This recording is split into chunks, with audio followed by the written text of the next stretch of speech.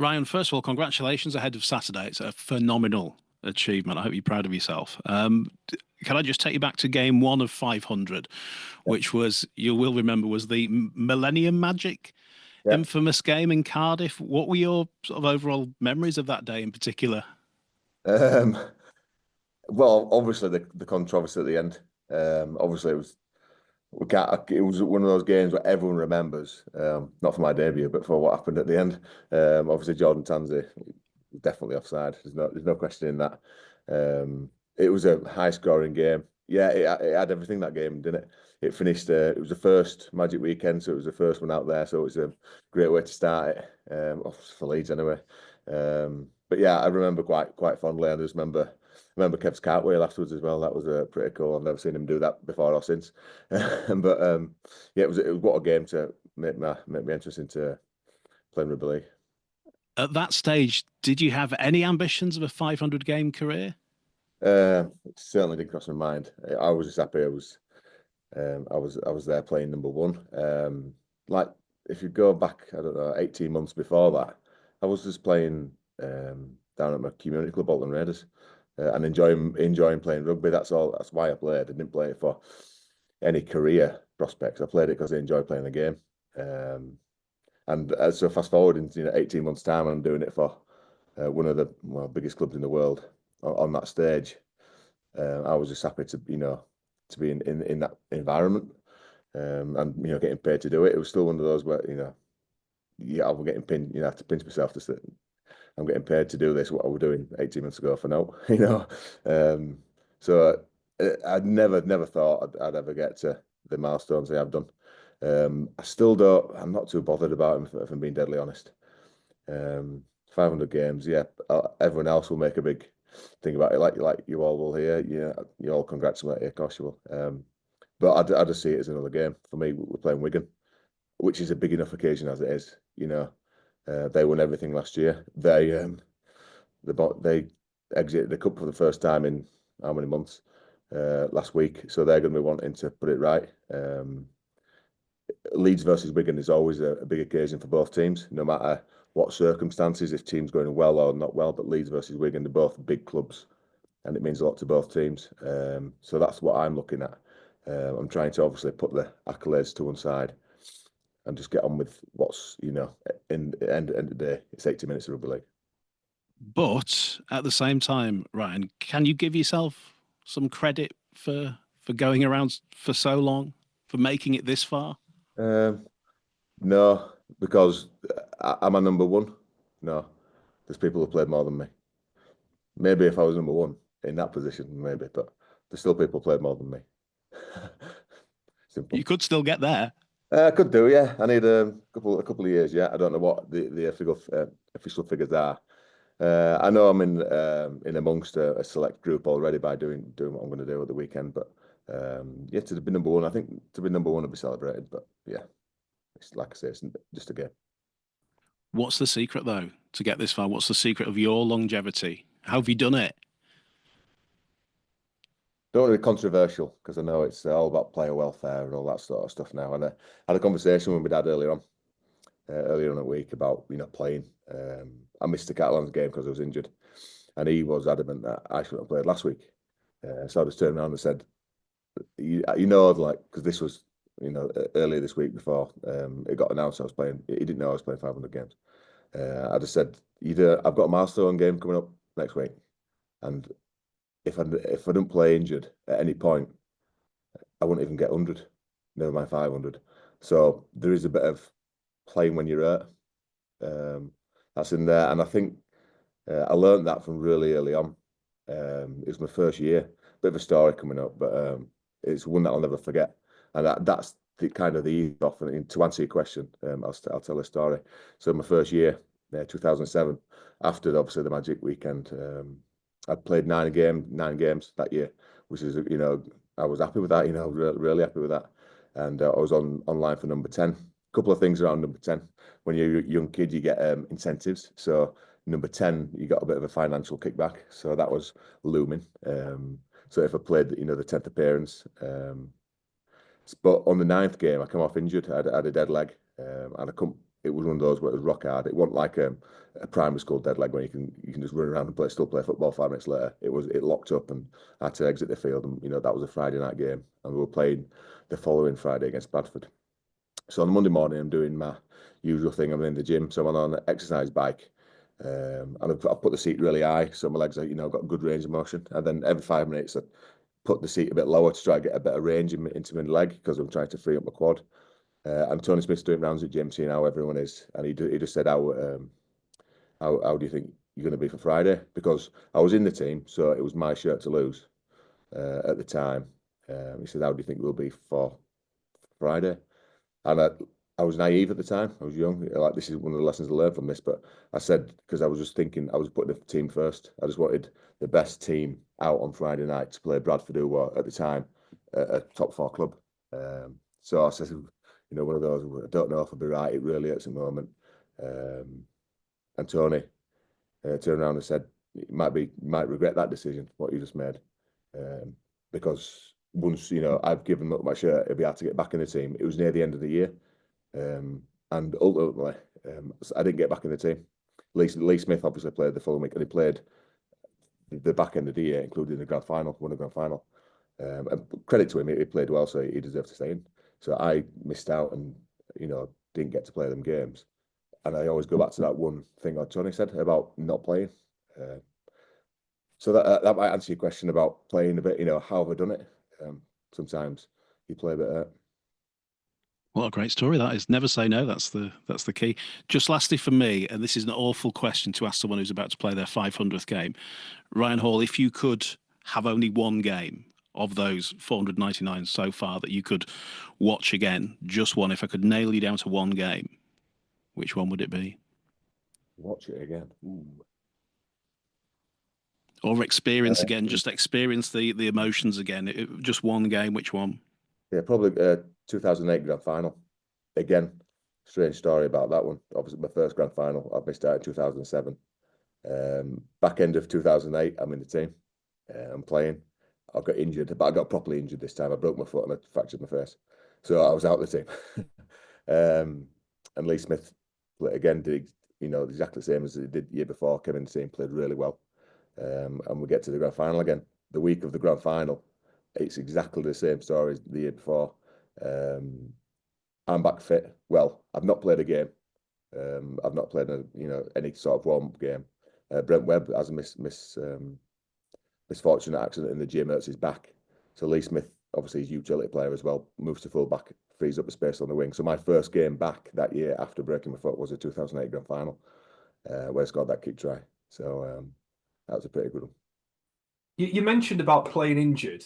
How, as you've got older, have you got more or have you got less? Because I always wonder if, as you get older, even though you're creaking more, mentally, subconsciously, maybe don't feel like you're injured. It just becomes the norm almost. Yeah, well, that's it. Yeah, I don't know if I'm injured or if I'm just old. So you pick up niggles, but I don't know. Is it a secret? People talk about I'm a fast healer and all that sort of stuff. That might be it. I might just heal fast. I might have a decent pain threshold, or I might not actually be that injured. I might just be really really lucky. I'm a bit of a niggle, but it's not as bad as if you don't know if you dislocate a finger or something. It's maybe it's not bad. It might be really well aligned, and I might just be lucky. But do I feel it more when I'm older? Not really. As soon as I tell myself I feel it, then that's when I'll start going downhill. But I said earlier on to Brad about pre-seasons and all that sort of stuff, and it happened last year as well with Willie Peters about let's get through pre-season, and if you need a break or you want to miss out a session or whatever, come and speak to us. It'd be more than fine. But my answer to that, to both coaches, is no. I need to train more, if anything, to get myself right, because I know what sort of player I am, and I know how fit I need to be to get myself, to play. And that's I have to do every session. So me missing sessions actually as a disadvantage. I need to do more to keep playing. So I train every session I can do everything I can do, more than what I used to do. To get myself ready for games. I imagine you'd almost take offence to being told you can sit out a session if you wanted to. Yeah, some people have said that exactly the same thing before. Sometimes a bit of a no, bit of a not a rude answer, but I just dismiss it, out the spot. But yeah, it's that sort of attitude I've got towards it. This is a incredibly open question, and very harsh to ask you on the spot. But from back when you started to now, what's the biggest change in the game? And I suppose when I say it's a very open question, I don't know if that's the personnel around you, the characters, the way the game's evolved. It's such an open question that I know. But what's the biggest difference between all those years back and what happens now? Um, well, the big one obviously is kind of what's it's all the player welfare and it's the high tackles really because when I used to run it in back in the day, I used to might get my head taken off and it'd be a penalty. Now it's just like the professional players now they don't even think about doing that because obviously it's all the repercussions on the back of it, and you just can't be done nowadays. But yes, I'd say that. I was going to say like the physicality of the game, um, but I used to be younger. I used to be a lot smaller, so I used to feel it a lot more. But now I'm obviously a bit bigger. I can maybe that's because I've developed. Maybe I'd say that it's not as physical as it used to be, but I think that's just because I've evolved. The main thing that sticks out is obviously the safety around head knocks and stuff like that, and it gives you a bit more confidence when you run it in. If I'm being honest, I feel really safe if that makes sense to you. I feel safe when I'm carrying the ball out of yardage about what I'm about to go run into. Probably trying to force you into another story time here, but what's the worst tackle you've been on the wrong side of that you think of back from memory when you mention all that? I'm trying to interrupt you to answer this because I know it off already. We played at home against Wigan, and Tommy Luluwai came out of line and got me. He got a couple of people that year. I think he got Mario Farsabalu either the week after or the week before. But he got me in exactly the same fashion into ribs. A great tackle, take nothing malice, no, it was a great rugby league tackle, and I'll never forget that. There's that one, and then there's one away at Warrington when Adrian Morley got me on in the in goal area. They put a kick through. It's grubbering, and then it took a high bounce. As it kicks up, and I had to jump for it. And yeah, as soon as I'm just about landed, it came. It's when you could shoulder barge, and he got me, and that one out. So them two immediately spring to mind. Just very lastly, it would be amiss not to ask this question when you're having an experience like this, 500th game. Are you going to go around again? Have you thought about that? Is it too early to think about that? I don't know if club want me to say this, but like in the deal I've got the option to go around again. It's a both ways option, and I've already put my cards on the table to the club saying I want to go. It's up to them now. When you were that young kid running around at Alton Raiders, if Leeds hadn't come in for you, if no club had come in for you professionally, what would you have been doing for a living all these years? I was still undecided at the time. Um, I was good at school. Well, I was good at specifically maths at school, let's say. Um, and I'd gone to Pontefract New College and studied A-level maths and further maths, and I'd actually been accepted placement to do pure maths at Leeds University. And people were asking me, why are you doing that at the time? And my answer was to open doors. To have a maths degree, I'm sure there's some line of work what I'd have fallen into because I had no idea what I actually wanted to be or do at the time. But I'm sure having a pure maths degree would open a few doors to do, a full range of things. So that was that I was going to take that step to do that.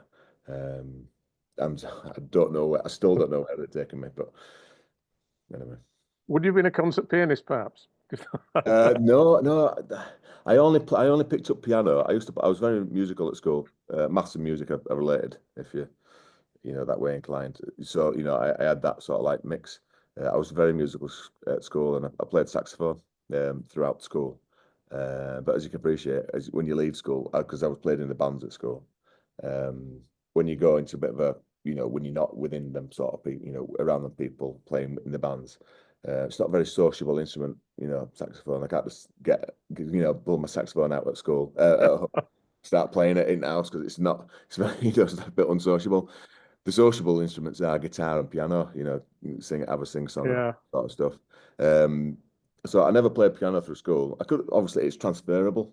Once you can read music, you can read music. So I transferred from playing saxophone to piano. That's why I can play piano. I wasn't anywhere, concert, level or all like that. So, and same with guitar. I call myself a campfire guitarist, where you can get, sit around a campfire and sing a song. I could do them sort of things.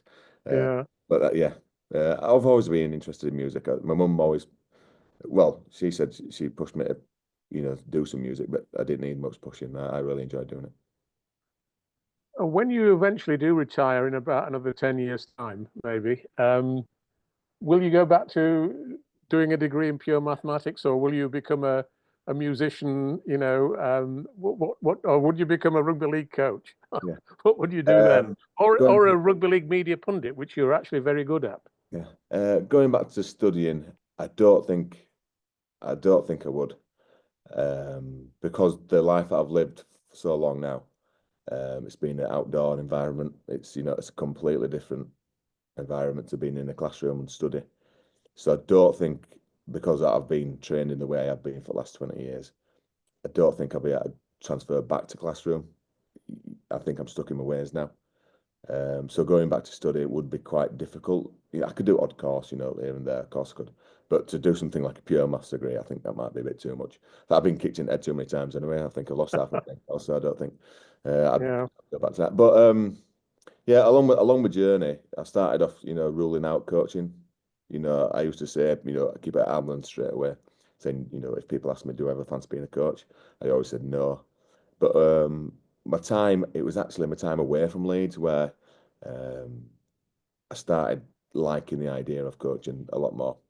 Certainly when I went to the Sydney Roosters under Trent Robinson, he had a unique, different style. Every coach is unique, but his style was, really got me thinking about, I could actually like transferring and doing a bit of coaching.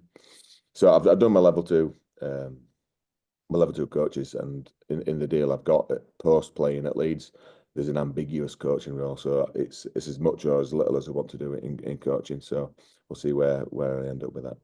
You have no regrets about having gone to Sydney, because obviously you didn't play that many games there. You went with an injury, unfortunately, and that hindered you quite badly, really.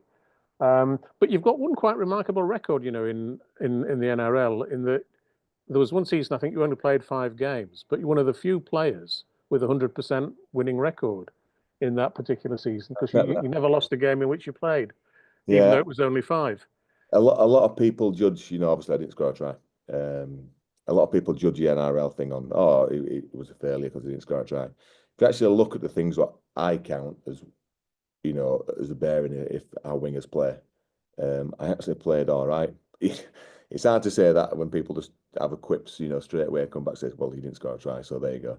It's it's an hard argument to, to fight. But if you speak to the pure rugby league, anoraks, if you will, about what makes a good performance, you can look at the games I played. I didn't play bad, I played all right, and I 100%. Well, you had all those wins, mate. It's the team that kind of answers that as well. But going back to the original question, have I got any regrets about going? Absolutely not. It was a couple of things. Obviously, it was a change in environment from the team I was playing for. I played for Leeds for 12 years prior to that, and yeah, I was in need of a change, different environment. I give my family a wonderful experience over there. My wife was a bit reluctant to go in the first place because she's a bit of a home bird. But as soon as we had to come back, after the 2 years being there, she asked me every day, till now, how can we manufacture a move back to live our life in Australia? So it was a wonderful experience and no regrets at all. I'd say it was the best 2 years of my life. Obviously, rugby wasn't at the pinnacle of that, but the lifestyle out there really did suit me and my family down to a T. You've unequivocally said that you don't retire for International Rugby League. The Ashes tour at the end of the season, has that motivated you? Is it excited to come around? I've not thought about it in that regard. That doesn't motivate me. I've got other motivating factors. But yeah, you did right. I've never turned down the prospect to play for England. Obviously, I've got to get picked and all that first. In fact, going off a tangent, going back to, I've not been asked these direct questions, but I've been asked some, about some memorable games and all that sort of stuff. But I think one of the proudest moments I felt was getting re-picked in the England team after, obviously, I played for quite a long time, up until 2018 when I got injured, and then years down in Australia, and then I came back to Hull KR. Whilst I was playing for Hull KR, I got re-picked in the England team for the World Cup. I think that was one of the things that I can say that was a good achievement to say, because I'd been out of the environment for a couple of years. New coach had come in, obviously, so he had you couldn't have said that the coach had, good reason to pick me because he knew me from previous. It was, a new coach, and it was a World Cup year, so it meant a lot. I was the first Hull KR player to have been picked for England for a while. So that was, all the contributing factors that made it really, really special, that one. And I know you don't take any account of records, but your try scoring record for England / Great Britain is absolutely phenomenal. That, virtually a try a game is unprecedented. You must be proud of that. Yeah, but it's on 39. The odd year thing, I'm on year 19 as playing now. And I want to keep going to get to 20 because you can't finish on 19. It irks me a little bit having 39 tries. Why 39? Well, 40. 40 would be better, wouldn't it? So, yeah, be nice to get another one. Wayne, come on, one more game. A couple of quick ones then, Ryan. Yeah. Leeds International Piano Festival. You don't fancy doing a guest spot at that anytime in the future? I think I'd get moved. I can do my repertoire. I've got my same songs I can play over and over again. Ludovico Einaudi is, primarily the composer that I like to play because it's fairly simple. It sounds complex, but it's fairly simple to play. But if they like listening to that, yeah, I'll play that on a set. Are there any games and atmospheres after the game that you'd like to go back and relive again, if you could? Any particular favourite moments? Yeah, it'd be obvious to say finals because you just get to bask and all that sort of stuff about how good that is, and that's why you play the game. Probably a couple of the ones that you just faced absolute adversity. The one back in, was it 2008 or 2007 for Leeds, where it was Great Britain were playing in France, and half of our team played for Great Britain at the time. More than half of our team. So we had quite a few debutants playing. We played against Castleford at home.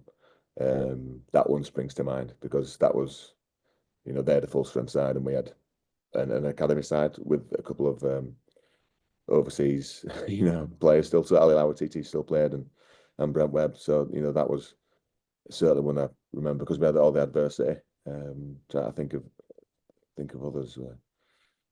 Hull KR were around the COVID when we went to Wigan and we nilled them. And then, a day later, the full team had COVID. So, we were obviously playing a bit ill. But yeah, so that one springs to mind as well. It's the games that where you face massive adversity when you come out on top. They're the ones that you really, savor and think about. So you've got your body right now after 499 games. Jim Sullivan played in a completely different era. He played, I think it's 921 games. I just tried to look up the number and I forgot it. Can you imagine how your body, I know everything's different now and the hits are harder and there's 10 meters between you and all that, but can you imagine playing another 400 and odd games on top of what you've already done? I'd have a good time doing it because I've had a wonderful time playing, to get to this point now. So I don't know how my body would feel, but I'd have a great time doing it.